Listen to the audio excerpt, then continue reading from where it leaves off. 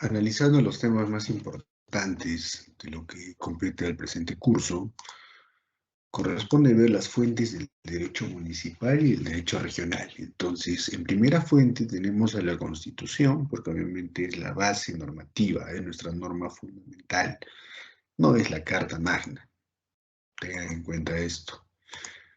Es la norma de normas, es la norma fundamental, es nuestro cuerpo normativo de mayor jerarquía que rige nuestro sistema jurídico nacional. Entonces, esa es una fuente. Otra fuente es la ley, también la ley, porque obviamente es a través de la ley de municipalidades y a través de la ley de gobiernos regionales, por las cuales obviamente también se regula estas entidades, tanto en niveles. Bueno, antes inicialmente eran conocidas solo como municipalidades, ahora son conocidos como gobiernos locales, gobiernos tanto de las municipalidades provinciales como de los gobiernos distritales, ¿no? Municipalidades. Bueno, son terminologías que se usan en la actualidad. Incluso anteriormente existía otra denominación que lo habíamos visto históricamente. Bueno, los gobiernos regionales y las nomenclaturas que se les da a sus gobernadores, o en este caso a los actuales presidentes.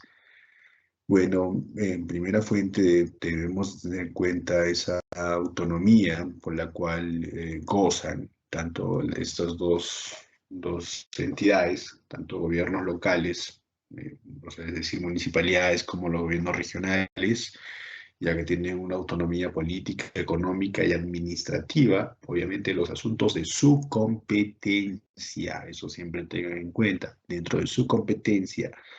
Ahora, la descentralización, obviamente, como lo habíamos visto también, no es un tema que haya calado profundamente, es un tema que todavía está en el limbo, es un tema que todavía sigue siendo pendiente. Entonces, la descentralización todavía no se ha aplicado.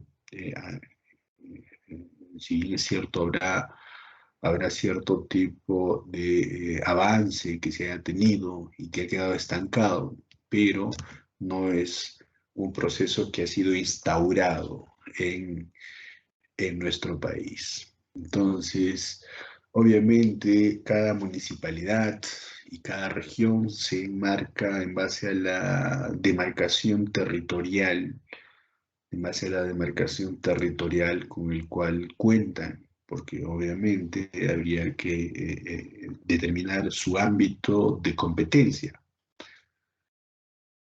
Y obviamente esto está determinado de forma territorial y ese territorio cuenta con una población y obviamente esa población también está regido por el poder municipal o por el poder regional. Entonces la población es un elemento constitutivo del poder tanto municipal como regional porque obviamente son la base del funcionamiento. Ahora, obviamente, dentro de una municipalidad y dentro de un gobierno regional, eh, se tiene un funcionamiento tanto ejecutivo como legislativo.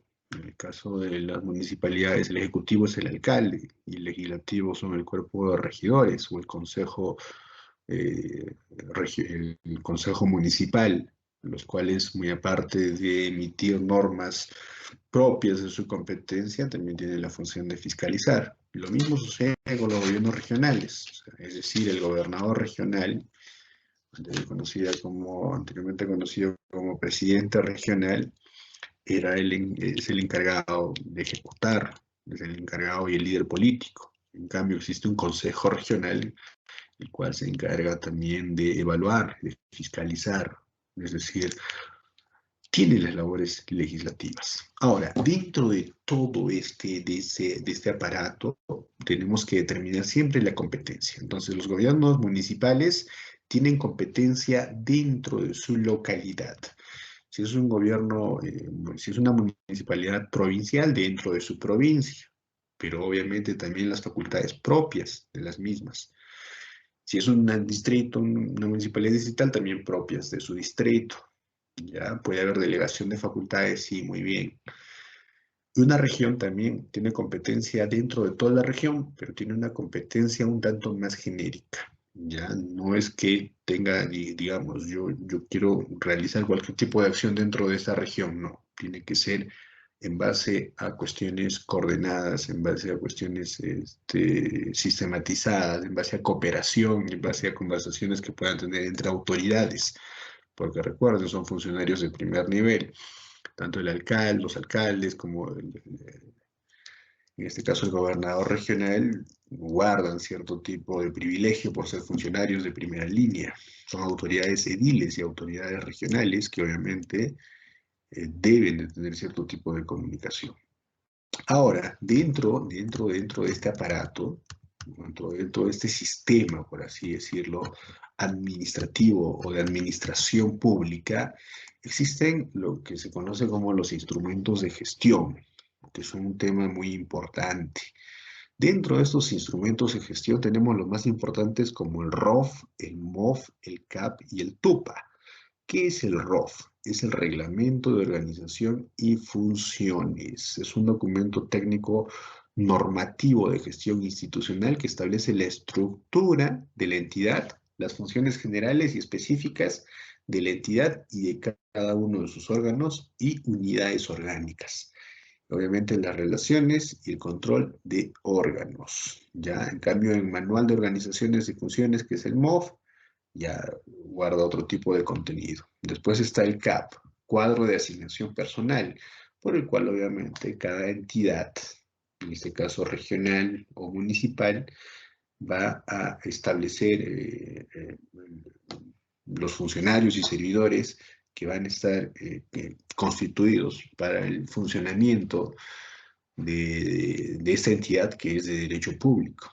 Después está el TUPA, que es en este caso el texto único de procedimientos administrativos, que obviamente va a regular todo lo que es la cuestión administrativa. Incluso existe una ley propia para esta regulación, como es en el derecho administrativo, la ley 2744. La ley propia eh, la general eh, conocida como Ley General del Procedimiento, Ley de Procedimiento Administrativo General, la Ley 27444, que obviamente se encarga de regular todas estas cuestiones. Pero esta ley obviamente es una base del derecho administrativo. Dentro de cada tupa, de cada comuna, tanto distrital como regional, se establecen los procedimientos, es decir, requisitos, costos y la tramitación que se le va a dar a cada uno de los pedidos o solicitudes propias de este entender. Ahora, conforme se puede establecer, son funciones propias tanto del alcalde como del gobernador regional el de poder dirigir y encaminar. Y obviamente estos tienen la potestad de seleccionar al personal competente. Y cuando hablamos de personal competente, hablamos de los trabajadores de confianza, es decir, aquellos funcionarios de primer nivel que se encarguen de la administración de las distintas áreas, tanto de una municipalidad como de un gobierno regional. Entonces, ¿quién los designa? Obviamente puede ser el alcalde o en este caso el gerente incluso de cada una de las comunas. El Consejo Municipal no tiene esta potestad. ¿Por qué? Porque es un órgano fiscalizador, es un órgano legislador, entonces no tiene esta potestad. Lo que sí habría que determinar, ¿no? Es la injerencia que pueda tener esto, porque tiene una injerencia política, eso sí, no hay ningún inconveniente de esto, respecto a esto, pero sí guarda cierto tipo de distanciamiento. Todas estas facultades y estas funciones las vamos a ver enmarcadas en las leyes propias, tanto en la Ley Orgánica de Municipalidades como en la Ley Orgánica de Gobiernos Regionales. Ahora, en cuanto a el régimen laboral que existe dentro de las municipalidades, obviamente haciendo una relación, tenemos al decreto legislativo 276, que es el régimen público, ley de la carrera administrativa pública, y el decreto legislativo 728, que regula la actividad privada, porque dentro de los gobiernos regionales, sobre todo, existen proyectos especiales que están regulados por esta ley, así como también el decreto legislativo que regula el CAS, porque obviamente el CAS todavía no ha sido derogado. Si bien es cierto, existe la posibilidad de una conversión a un nuevo régimen laboral o de repente una adaptación a los regímenes anteriores, pero el CAS todavía sigue vigente. Si bien es cierto, es un régimen laboral que para algunos tratadistas o especialistas dicen que conculcan derechos o limitan o restringen derechos, pero este es totalmente aplicable dentro de las municipalidades y gobiernos regionales. Esto hago referencia porque no solo en una municipalidad se tiene trabajadores de confianza, sino también se tiene todo el personal, es decir, los servidores que van a coadyuvar en el funcionamiento de este aparato estatal. Entonces a ellos se les contrata bajo convocatorias. También puede existir la forma de contratación por recibo por honorarios, que es una modalidad contractual de naturaleza civil que pueda desnaturalizarse o pueda conllevar a una posible estabilidad laboral del trabajador. Todos estos aspectos deben ser correctamente evaluados al momento de ejercerse la función pública. Es decir, se requiere una correcta administración pública, obviamente con conocimiento y experticia respecto a esto, porque obviamente los dineros y obviamente la administración que se va a tener de una municipalidad o un gobierno regional tiene que ser de manera cautelada, correcta y obviamente en beneficio de la sociedad. Y si esto no sucede, vamos a estar inmersos en actos pasibles de denuncias. Entonces, estos son los temas más relevantes.